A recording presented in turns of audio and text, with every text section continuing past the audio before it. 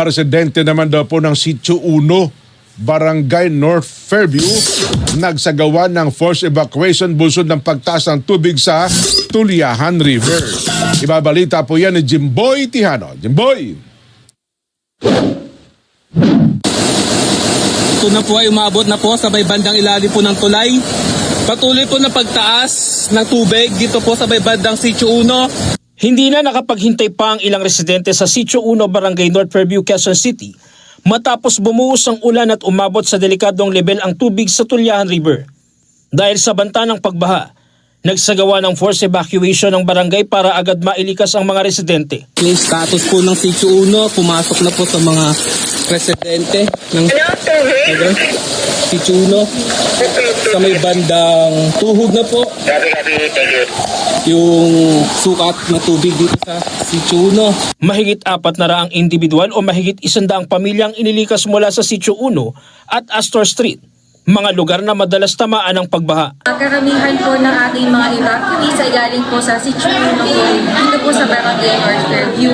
So ngayon po ay nasa spilling level na po ang Lamesa Dam, at kapag umaapaw na po ang tubig po sa Lamesa Dam, ang una po nadaluyan po sa Tulyahan Creek po ay ang Sitio 1. Kaya naman po, ang kalagayan po natin sa Sitio 1 po ay 4 to 5 feet na po doon sa pinakababang areas po.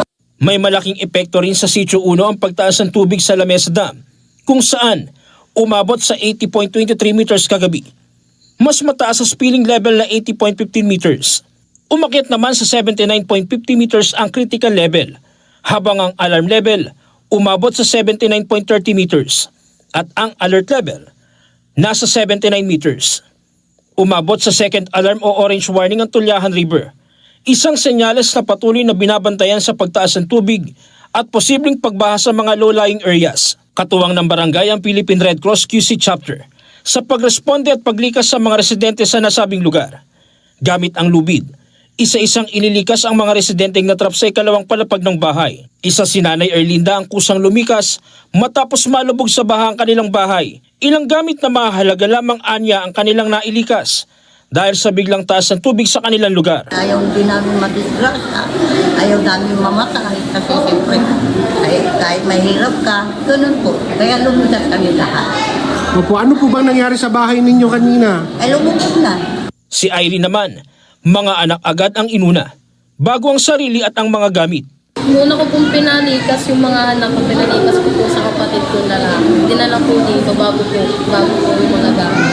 Safety first po ng mga anak ko yung ginawa para po walang mangyari. Patuloy namang minomonitor ng Quezon City Local Government ang mga lugar na apektado ng pagtaas ng tubig.